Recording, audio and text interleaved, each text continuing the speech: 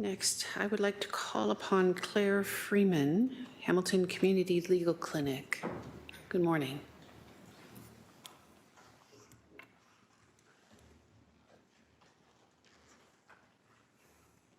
Good morning. Thank you for the opportunity to delegate on this crucial topic of extreme heat and supporting the hard work of ACORN and Cilia on the proposed extreme heat maximum heat bylaw. We are here today because we believe in the vision of Hamilton, to be the best place to raise a child and age successfully. We also believe in the goals of Hamilton's community safety wellness strategy, to be an inclusive city, actively engaged in making Hamilton a better place for everyone. This strategy calls for us to proactively reduce identified risk, develop risk interventions to mitigate, alleviate risk situations, and develop critical and non-critical incident responses to wellness in our community.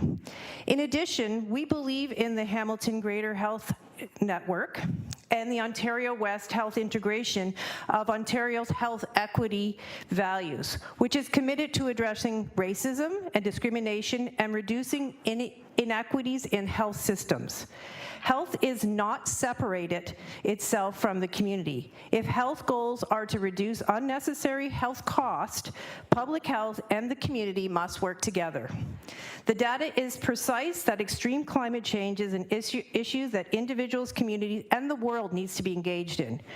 We hear examples of the news regularly of extreme heat, like what is happening out west right now.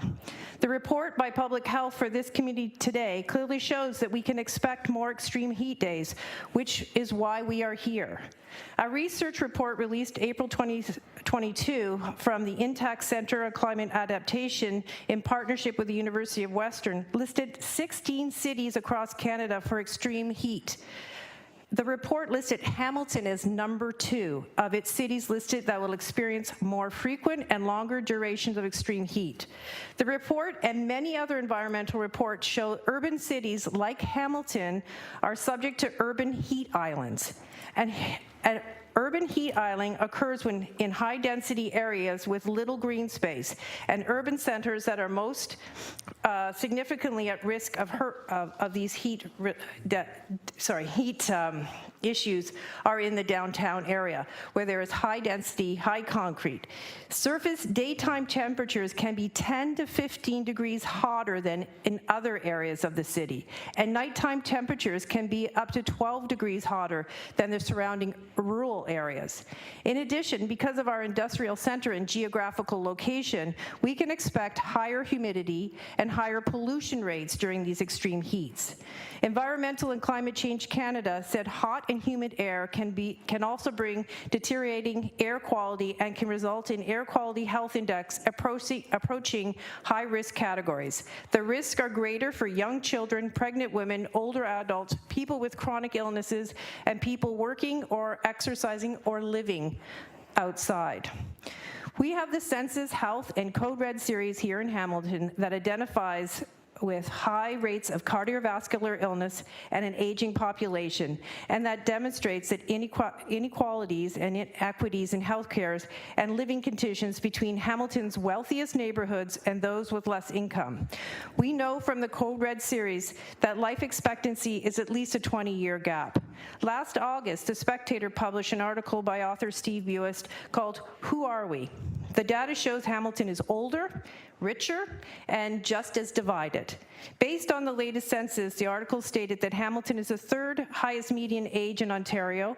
1 in 5 are over the age of 65. The article also highlighted Social Planning and Research Council's research that showed most seniors living in the core live in poverty. The downtown census tract showed an area bounded by James King, Cannon, and Wellington that 60% of the seniors live in poverty. And they are mainly renters. Neil Johnson, a health researcher, said for emergency room visits to hospital admissions, rates to cardiovascular incidents, psychiatric-related emergencies to respiratory-related problems are higher in areas where there's high density and impoverished neighborhoods. They are 20 to 30 times higher than in our rural and more wealthier neighborhoods. In the Journal of Public Health in 2021, researcher Gabrielle Christopher said, the patterns of CV and poor socioeconomic health also correspond to the COVID disparities that we saw, and supports are needed for greater neighborhoods that are most affected by poverty. So we must act proactively for renters in extreme heat, especially those living in high-density areas. And what we are saying today, the public health report, we know that Hamilton is already doing some things. That's 5 minutes. Am I finished? If you're almost finished, that would be great. I am almost finished. What we're basically saying here is that air conditioning is not a luxury. It is a public health issue that we need a public health response. Renters are not responsible for the heat extreme that we are seeing in this environment, and we must do something more. Cooling stations are not enough, especially for the most vulnerable. They just simply can't get there. It's also putting health problems in their midst. So to be the best place to raise a child and age successfully in Hamilton, we must do more, and we must pass this bylaw. Thank you. Thank you, Delegate Freeman. Councillor Clark, please. Thank you, Deputy Mayor. If I may, I'd like to draw attention to the Ontario Human Rights Commission statement regarding extreme heat waves and air conditioning. Can I ask if the delegate is aware of that statement and comments about the statement?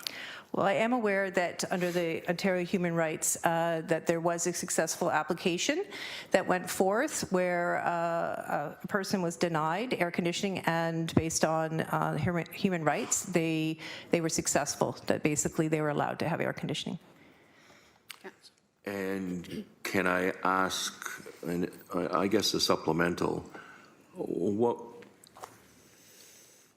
what is your prediction as to the impact for court cases with regards to the Ontario Human Rights Commission decision? If we go down the road of passing a bylaw and we cite this decision,